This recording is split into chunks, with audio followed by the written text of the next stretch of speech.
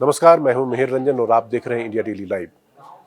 देश में चुनावी माहौल है और इस चुनावी मौसम में रोज हम आपके लिए अलग अलग खबरें लेके आते हैं। तो कभी कोई नेता, कोई उम्मीदवार, कोई सांसद, कोई मंत्री और कभी मुख्यमंत्री भी। लेकिन आज हम आपके लिए जिनको लेकर अपने शो में आए हैं, अपने चैनल पे आए हैं, उनका परिचय इन सबसे अलग है।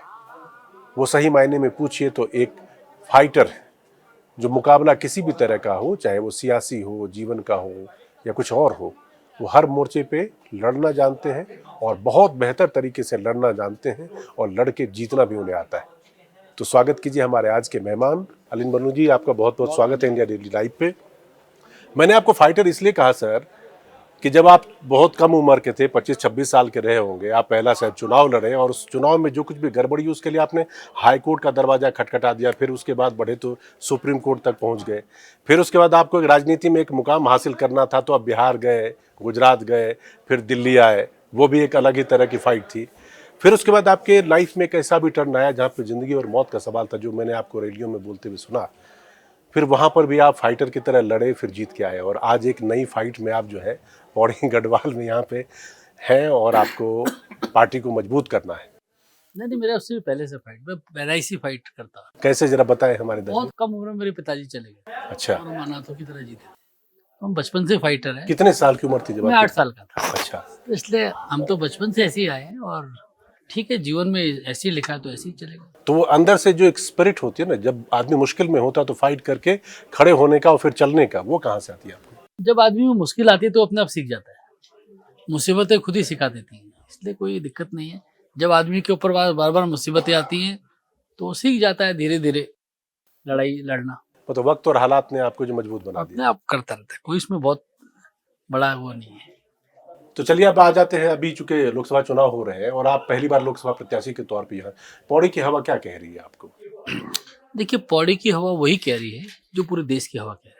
उत्तराखंड हर वक्त जो देश के अंदर जो माहौल होता है उसके साथ ही चलता है।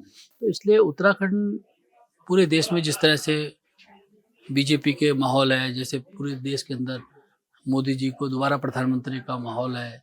हम घर घर गाँव गाँव जाते हैं, जैसे कोई बीजेपी का झंडा देखता है तो देखते कहता अब की बार 400 पार, मोदी है तो मुमकिन है, एक बार फिर मोदी सरकार, जीतेगा तो मोदी, आएगा तो मोदी। ये सब एक माहौल है। तो ये बताता है कि चुनाव बहुत ही स्पष्ट चुनाव है। मैंने अपने जीवन काल में ऐसा चुनाव नहीं देखा। पिछले लास्ट 10 ईयर्स से पार्टी का मीडिया विभाग को देखता हूँ। पूरे देश का चुनाव 2 बार देख चुका हूँ, पूरे राज्यों को मिला के। ऐसा माहौल आज तक अपने लाइफ टाइम में नहीं देखा।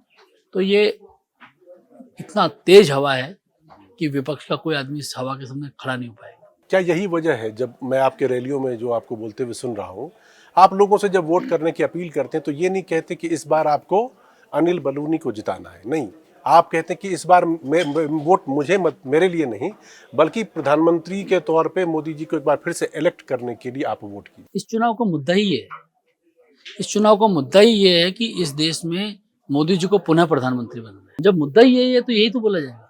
इसलिए इस बार लोगों के दिमाग में स्पष्टता है कि हमें देश का प्रधानमंत्री का चुनाव करना है और वो सब लोग वोट करने जा रहे हैं। लेकिन आप लोग तो जिस तरह से मतलब पार्टी का रुख बता रहे हैं और बात हो रही है कि बीजेपी इस बार 370 के पार सीट आप हासिल करेंगे और गठबंधन 400 के पार, तो इसमें प्रधानमंत्री मोदी के लिए तो कोई डाउट फिर रह ही नहीं जाता। विपक्ष की तरह तो है ही नहीं कि वहां पर पहले लीडर ही नहीं है अभी। देखिए क्या है, जब हमने 2014 का चुनाव लड़ा तो हमने कहा कि अब की बार मोदी सरकार। तो लोगों ने कहा यार ऐसा तो नहीं, जो मतलब जो अपने आप को विशेषज्ञ मानते हैं वो कहते हैं कि सरकार तो नहीं बन पाएगी, बाद में जोड़ तोड़ हो जाएगी। जब आया तो हम 282 सीटें जीते। उसके बाद हमने कहा कि अब की बार 300 पार। तो फिर सब जानकार लोगों ने कहा कि ऐसा नहीं होगा, फिर हम 303 जीत गए। अब हमने कहा 400 पार। तो फिर लोग थोड़ा सा सोचते हैं कि होगा कि नहीं होगा।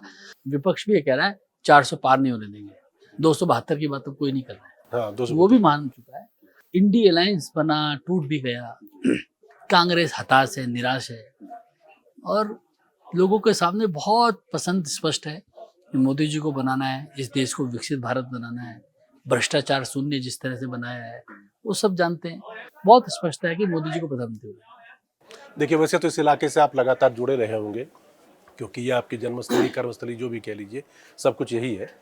लेकिन इस इलाके में फौजियों, सेना और इस तरह के लोगों की बहुत पहले से भी संख्या है, प्लस देश के पहले सीडीएस की बात हो, अजय डोभाल जी की बात हो, सब लगभग इसी क्षेत्र को बिलोंग करते हैं।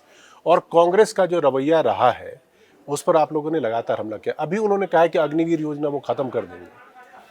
आपको लगता है कि इस तरह की चीज़ों का वोटिंग पैटर्न या वोटरों पे कोई फर्क पड़ने वाला है? देखिए, उनके कहने से अब तो कुछ फर्क पड़ता नहीं है, क्योंकि उनको आना ही नहीं है। वो तो चांद तारे भी तोड़ सकते हैं, उनको आना ही नहीं है। बाकी जहां तक आपने अग्निवीर की बात की, राजनाथ जी का पिछले 5-6 दिन पहले बयान आया कि अगर कुछ सुधार की जरूरत होगी तो हम उसमें भी करने में हम ओपन हैं। देखिए, भारतीय जनता पार्टी का सबसे बड़ी जो क्या है, आप सोचिए, हम लोग एक डेमोक्रेटिक पार्टी है। हम लोग जो जनता चाहती है, जो जनता के लिए लाभदायक है, जो देश के लिए लाभदायक है, वो काम करते हैं। हम कोई वो नहीं, अगर हमको जो चीजों में लगता है कि भाई इसमें कुछ चेंज करना तो चेंज कर सकते हैं। राजनाथ जी का बयान है, मतलब जो कह रहे हैं होगा। कि फ्लेक्सिबल है। नहीं, फ्लेक्सिबल होना ही चाहिए देश के अंदर। हम लोगों में कोई वो नहीं है। कोई अगर हमारा साथी जो चाहते हैं कि भाई ये गलत है तो उसको गलत है, ये सही है तो सही है। उनको राजनाथ जी का बयान अभी बहुत स्पष्ट है कि अगर उसमें कुछ सुधार की आवश्यकता होगी तो हम जरूर करेंगे। मतलब कहने का मतलब ये है कि अग्निवीर को लेकर जो हो हल्ला, जो विरोध वाली बात है, उसको रिजिडिटी नहीं है, वो किनारे है। अगर लोगों के हित देखिए, में- आप पता नहीं आप लोगों ने कितना उस पर रिसर्च किया, या कांग्रेस तो करती ही नहीं। खैर, आपको ध्यान होगा जब अग्निवीर आई तो उसमें 25-30% लोग एब्जॉर्ब होते हैं।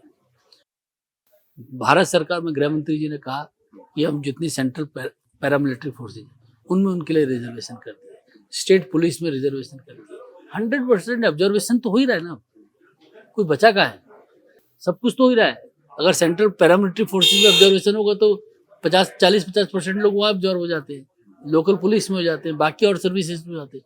वो तो एक ऐसा हो गया कि अच्छी ट्रेनिंग हो गई है, उसके बाद तो और अच्छे चांसेस बन रहे हैं, संभावनाएं ज़्यादा अच्छी। तो ये मुद्दा तो आपके हिसाब से इलेक्शन में स्टैंड नहीं करने वाला है, लेकिन उत्तराखंड पर्टिकुलरली इसमें 2-3 चीज़ें हाल फिलहाल के दिनों में जो डेवलपमेंट हुई, जैसे सबसे पहले देश में यहाँ पे यूसीसी लागू हुआ, फिर मज़ारों के खिलाफ, मज़ार ही नहीं बल्कि मंदिरों के खिलाफ भी चलाया गया था, लेकिन उसमें मज़ार को उभार कर ऊपर लाया गया, फिर धर्मांतरण कानून बना। ये आपको लगता है कि कुछ लोगों का आरोप, पर्टिकुलर जो आपकी विपक्षी पार्टियां हैं, वो कहती है कि पोलराइज करने के लिए या हिंदू मुसलमान करने के लिए वो ऐसा कर रहे हैं, ऐसा है क्या? देखिए, मैंने कहा ना, आप थोड़ा सा अगर होमवर्क करेंगे तो आपको 2017 का चुनाव दिखेगा। 2017 के चुनाव में हरीश रावत जी मुख्यमंत्री थे। उन्होंने कहा कि हम जुम्मे की छुट्टी देंगे। ये किसके लिए था? पोलराइजेशन के लिए नहीं था क्या? पिछले चुनाव में जो यहाँ से श्रीमान चुनाव लड़ रहे हैं वो अध्यक्ष थे। उस वक्त चर्चा हुई कि उत्तराखंड के अंदर एक मुस्लिम यूनिवर्सिटी खोली जाए। ये किसके लिए था? पोलराइजेशन के लिए। कांग्रेस का इतिहास अब उठा के देखिए, उनका पोलराइजेशन का उनके अंदर इतनी धुन सवार है कि भगवान राम को गाली दे देते हैं, हिंदू धर्म को गाली देते हैं, सनातन धर्म के बारे में कीड़े मकोड़े बताते हैं, नाली का कीड़ा बताते हैं, सब बताते हैं। किसके लिए? पोलराइजेशन के लिए। मतलब कुछ वोटों के लिए बहुसंख्यकों को गाली देने की आदत सी पड़ गई है।